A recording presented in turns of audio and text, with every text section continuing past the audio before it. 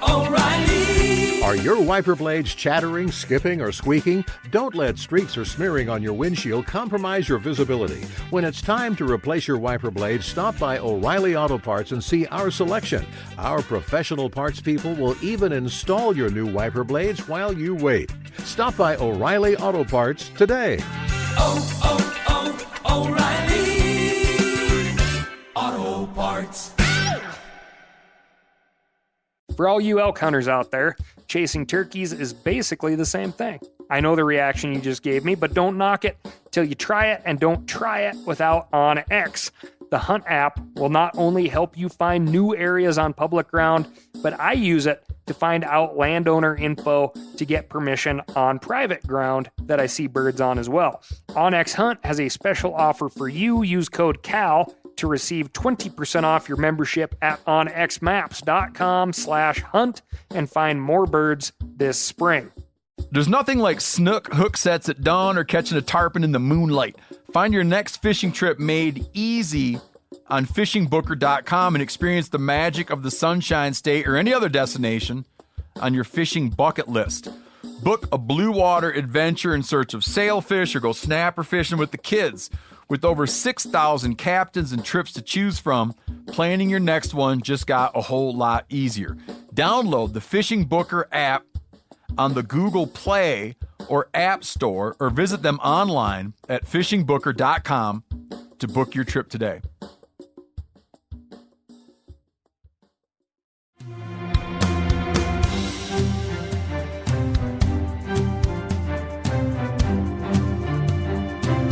From MeatEater's World News Headquarters in Bozeman, Montana, this is Cal's Week in Review with Ryan Cal Callahan. Now, here's Cal. A flock of ravens is called an unkindness. In Greek and Norse mythology, ravens, or Corvus corax, are spies and messengers for both Apollo and Odin. That could explain why some folks think ravens are potents or omens, usually bad ones. Interesting stuff, but mythology isn't exactly science. What we know for sure is that ravens and their crow cousins are smart. You can distinguish between the two by body size and tail feathers. The tail feathers of a raven are uneven, with central feathers that are longer than the outside feathers, creating the appearance of a wedge in flight. Crow tail feathers, on the other hand, are even, resulting in a uniform fan. I can also tell you that, contrary to popular belief, crows are pretty darn tasty. You can read all about that in the article I Ate Crow at themeateater.com. For those of you who adhere to Scripture, the law of Moses, found in Leviticus, states that ravens are forbidden as food, so you'd better watch those tail feathers and your local hunting regulations. Anyhow, ravens have wowed researchers with their problem-solving abilities and capacity for complex thinking. For example, ravens generally hunt or scavenge by themselves, but if one gets into an ownership dispute over a carcass with other scavengers like crows, magpies, or vultures, that solo raven will enlist a larger group of ravens to help secure that claim. If a raven comes across a carcass that's too tough to get into, ravens have been known to call in scavengers like wolves or coyotes to assist. Wolves or coyotes being able to tear through a tough hide more efficiently than a raven. One time, while hunting elk in the Sweetgrass Hills, not too far north of Great Falls, Montana, we noted that ravens would circle high above the elk herd and call emphatically as soon as the elk left the timber. The birds made a very consistent reference to the location of elk all week, so consistent that you just knew this wasn't coincidence. My conclusion at that time, and now, to this observed elk-raven relationship behavior was that the ravens were using us human hunters to leave behind a big, tasty gut pile, exactly as the ravens have been using wolves and coyotes to provide an easy meal. This interspecies quid pro quo in the elk woods is something that has stuck with me over the years. Ravens have been observed pulling up ice fishermen's lines to eat the bait off of hooks, flying into open cars to pull lunches from the shopping bags inside, and even employing tools. Ravens have been documented using sticks to fish out bugs from holes or French fries from cracks too deep for beaks. In one famous study, ravens demonstrated an ability to plan for the future, an ability we had selfishly reserved for only us humans and a few great apes. Over the course of some training, ravens were given a choice of a small bit of food or a tool. If they ignored the food and chose the tool, the ravens could utilize the tool to get better food later on. Over 70% of ravens in this study selected the tool and waited for the better food. Pretty neat, especially when you consider that human children and great apes tended to demonstrate a much lower rate of long-term planning in this same experiment. I bring all this super cool stuff up to tell you that ravens are proving damned hard to kill, to the point of having to bring out drones that spray silicone over eggs in the raven's nest to suffocate them. This sounds cruel, and honestly it is, but ravens are expanding in numbers, moving into new ranges, and picking on the desert tortoise, a threatened species. In one case, researchers found a collection of over 250 desert tortoise shells under one nest in a period of 4 years. Sound like a lot? It is. Population studies found a decline of 90%. A 1994 study found 200 tortoises per square mile. Current studies have found 1 or 2. I have high hopes for the tortoise, but that Edgar Allan Poe poem, where the ravens call, "Nevermore, nevermore," keeps coming to me. Wish I could remember the name of that poem. Well, it'll come to me. This week, ravens, red tide, a follow-up on the year of the cat, plastics, and a bunch of really cool plant info.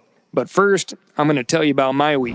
Flew down to Southwest Florida just in time to beat the last snow of summer in Bozeman, or at least what we're all hoping will be the last snow of summer. Florida sounds great, and it is, but when it's snowing at home, the Florida heat hits you like a hot, wet brick to the head. I came down to get a bit of fishing in and meet up with some friends that run Captains for Clean Water.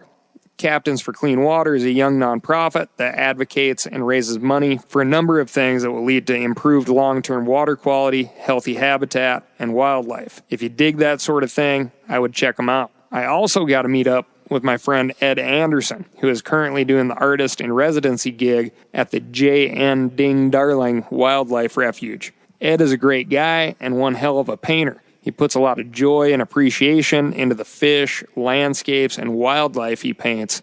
That stuff wants to jump off the canvas. The local refuge crowd likes to compare Ed to Ding Darling himself, though Ed likes to quickly point out that Ding has a couple of Pulitzer Prizes, which is pretty good for a cartoonist. I need to stop here and say that if you want to call yourself a conservationist, you should damn well know who J. Norwood Darling is. This is the man who was called the best friend a duck ever had, which also makes him the best friend a duck hunter ever had.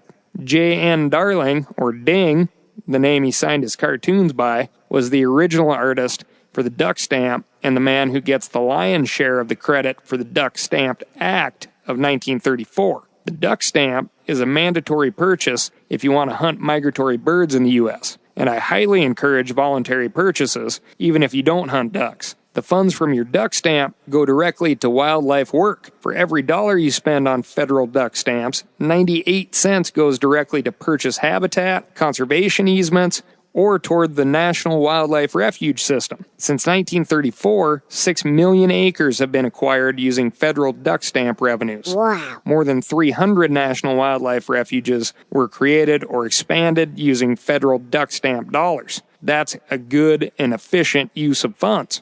If you like wildlife, habitat, and clean water, buy a duck stamp. It does a hell of a lot more for wildlife than wasting your money on PETA, and who knows?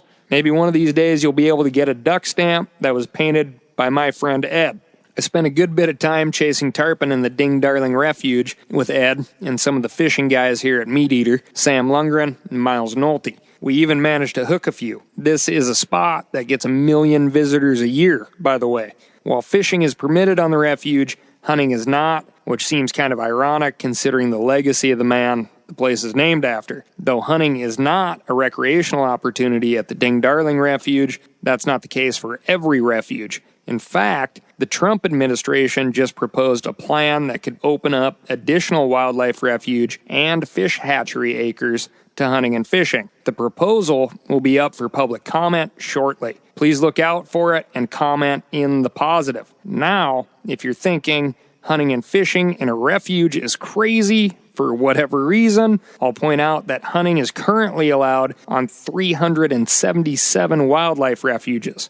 With the passing of this proposal, that number would increase to 382. Fishing opportunity already exists on 312 refuges. This proposal would make it 318. Fish hatchery ground has not been open to hunting and fishing before, and the public would get access to some part of 15 of those federal hatcheries. This is exactly what hunting and fishing needs. There is typically a refuge within an hour of most metropolitan areas, and this proposal would increase access to the outdoors across 1.4 million acres of land that's already public. Again, for you skeptics, just like the refuges that currently allow hunting and fishing, or any public ground for that matter, the new refuges and hatcheries in this proposal would only allow hunting and fishing where it makes sense to do so. Don't go thinking you'll have a duck hunter hiding behind an interpretive sign on the birdwatcher's boardwalk, or a fisherman dangling worms through the netting of the fish hatchery runs.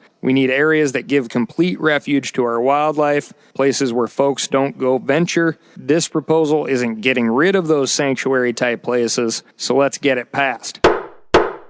Again, I love this refuge and hatchery proposal. Once we get it through, maybe Secretary of the Interior Bernhardt will get another proposal together in regards to all the other land we own but can't access. Over 3 million acres of public land in Wyoming, 1.54 million acres in Montana, 554,000 acres in New Mexico, and the list goes on. We citizens pay for a little over 9.5 million acres of public land the general public can't touch. But I'll tell you the story of landlocked ground another time.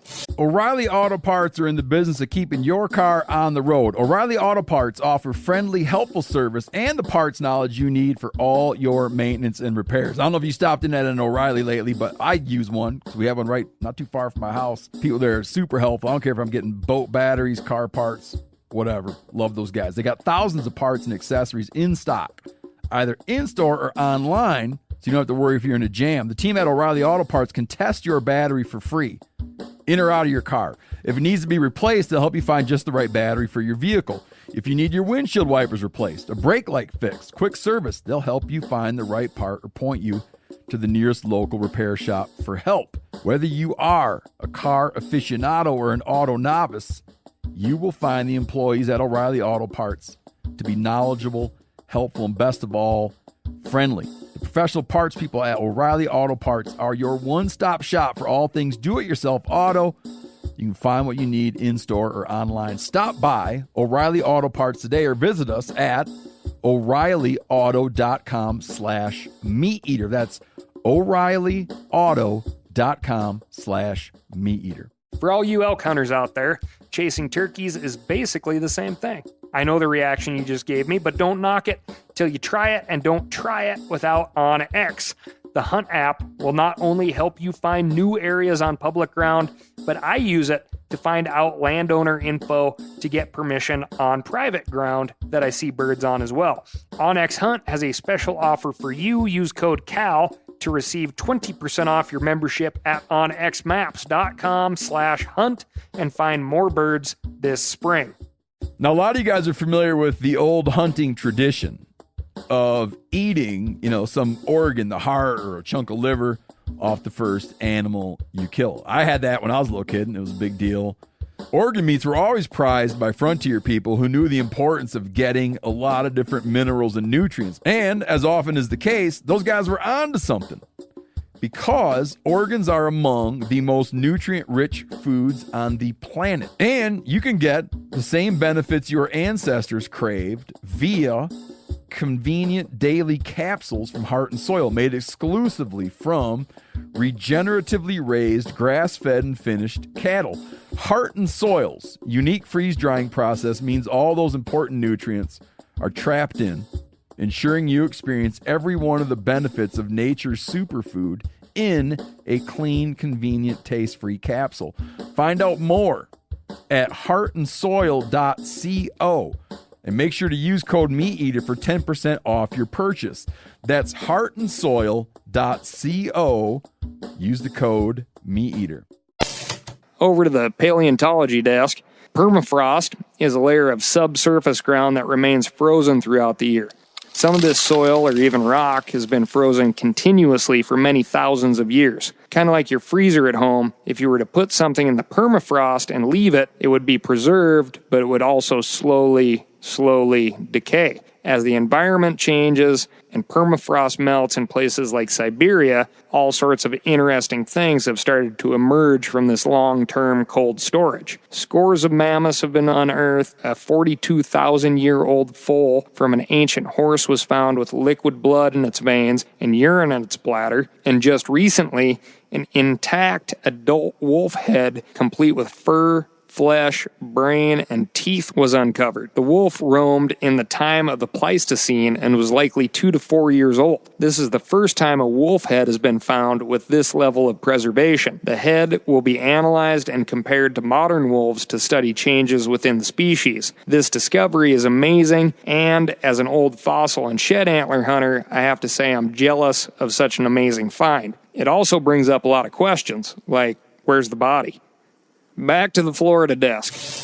South Florida, before the age of putting dams on every waterway possible, used to basically be one big wide river. The headwaters started around Orlando, and the water flowed down the Kissimmee River into Lake Okeechobee, then through the famous river of grass called the Everglades, finally terminating into Florida Bay, all the way down by the Florida Keys. Beginning in the 1920s and working through to the 1960s, the Army Corps of Engineers straightened the Kissimmee River and built a series of dikes around Lake Okeechobee to minimize flooding and provide consistent irrigation for the giant sugarcane plantations nearby. Interesting historical note here, the first dike, a 5-foot earthen barrier, not the current 30-foot concrete barrier, failed back in 1928. The Lake Okeechobee hurricane hit so hard, the dike blew with enough force to wash away an entire town. Floodwaters exceeded 20 feet in some areas. One first-hand account recalled climbing to the second story of a home to get out of the rising water, only to chop a hole through the roof with an axe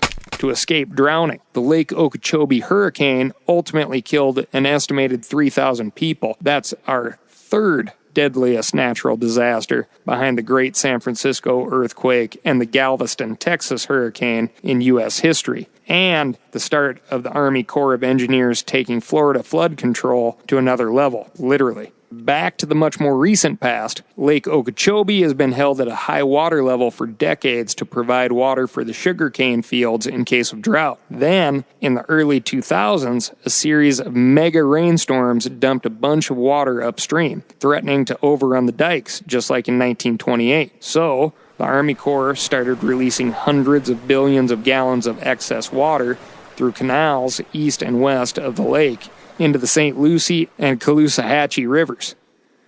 Dumping that much fresh water into salt water at this unnatural rate is problematic to plants and wildlife that depend on a balanced level of salinity.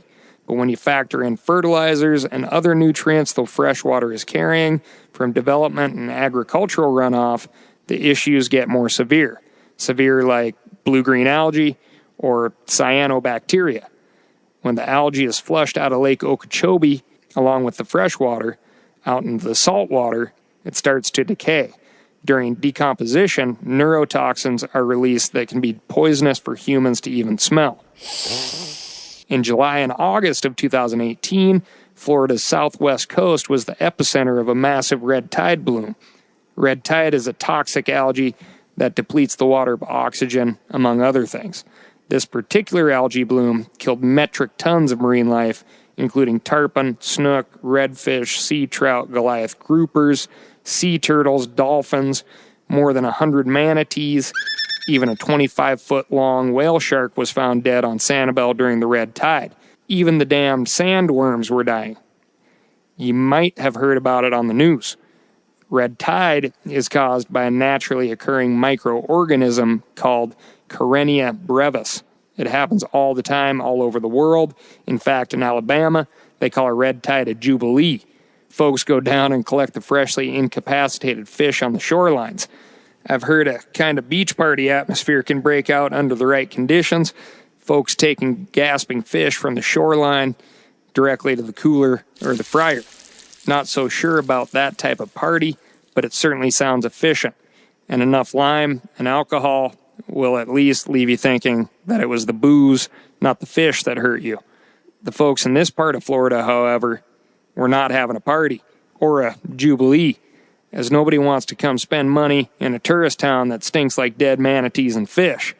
On top of that, these kind folks that work and monitor and educate here at the JN Ding Darling Refuge have found that over 50% of the pollutants found here at the refuge come from a creek called Fish Eating Creek, which happens to be the only gap in the dike at Lake Okeechobee. Lots of information here, some fingers being pointed, lots of questions being asked. The most important thing is that folks are recognizing that this area is special, and like most special things, you have to work to find solutions to keep it so. If you've ever enjoyed this gorgeous area or dreamed of hooking a snook or a tarpon, call your representatives in Congress or donate to the groups in the trenches of this issue, like Captains for Clean Water. Moving on. Biologists in Canada recently found the first evidence of vertebrate-eating plants in North America. Pitcher plants in Ontario's Algonquin Park have long been known to consume insects and spiders, but scientists recently discovered that they also trap juvenile salamanders. The plant's bell-shaped leaves collect rainwater spiked with digestive enzymes. The young amphibians may be attracted to the bugs collected in these deadly pools, or they may dive into them thinking they found a good hiding place from larger predators. Once they fall in, they can't get out and soon realize they made a poor life choice, as they're slowly consumed by weak acid. On the subject of carnivorous adaptation, let's talk about dragonfish. They're creepy predators that look a lot like the interior mouth that snaps at the camera in the movie Aliens. They lure their prey in with a glowing protuberance that juts out from under their chins and wags enticingly in the pure dark of the deep ocean. You may look at that and get the sudden realization of where humans figured out how to fish themselves. Marine biologists recently noticed that their teeth are completely translucent. So when bait fish and crustaceans start going toward the light, they don't notice the giant fangs glinting just behind it. Something else that might be glinting in the light of dragonfish lures at the bottom of the deepest seas is a whole lot of microplastic. Until recently, most folks assumed that microplastics in the ocean were concentrated in upper water column, like the Great Pacific Garbage Patch, an island of floating trash somewhere between the size of Texas and the size of Russia. But a new study shows that the highest concentration of plastic collects well below the surface, between 200 and 600 meters down.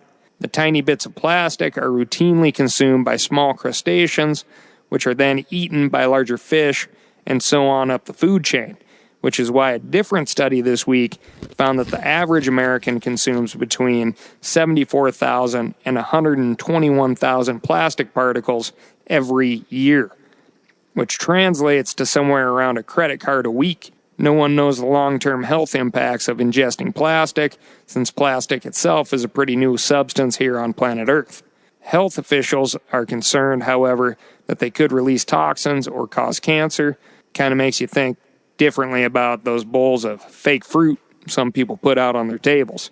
Since we're on the subject of consuming things you probably shouldn't, I'd like to follow up on a story from a few weeks back. Remember the guy in Colorado who rescued a baby lion from a snowbank, took it home to thaw it out, then nearly killed it by feeding it a bratwurst? Well, after 3 months of rehab, that little guy was sent back to where he belongs, the great wide open. You might want to avoid cooking German sausage in the backcountry of southern Colorado for a while, just in case that cat developed a taste for it.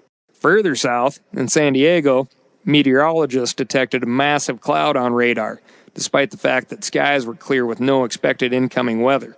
Turns out, it wasn't a rain cloud at all, but an 80-mile-wide swarm of ladybugs. The National Weather Service tweeted, The large echo showing up on SoCal radar this evening is not precipitation, but actually a cloud of ladybugs.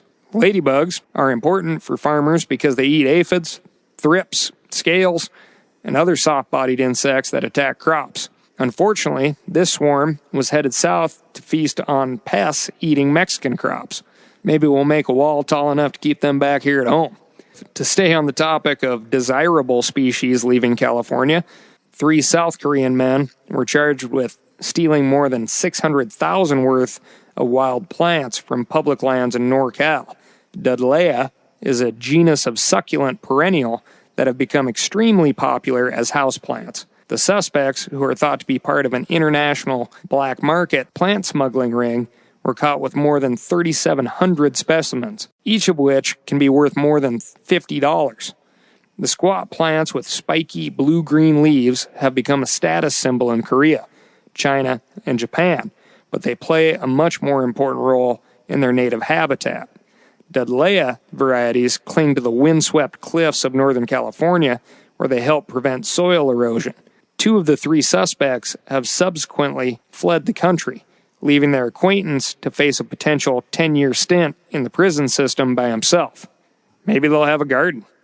All right, that's all I got for you this week. Thank you so much for listening to Cal's Week in Review. As per usual, if you have any questions, comments, concerns, please send them to me at AskCal. That's ASKCAL at themeateater.com. Go to wherever podcasts are downloaded, streamed, viewed.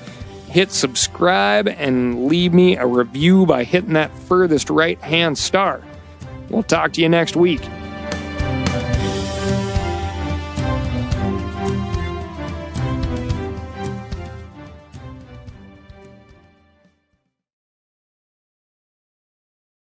Hey, I just sat down with the owners and operators of Maui Nui Venison. They're on a mission to balance axis deer populations on Maui while giving back to the community and run a totally sustainable operation. For folks like me who want to get your own meat but aren't always successful, you can become a snack subscriber, get some axis deer sticks sent right to your door. Visit MauiNuiVenison.com.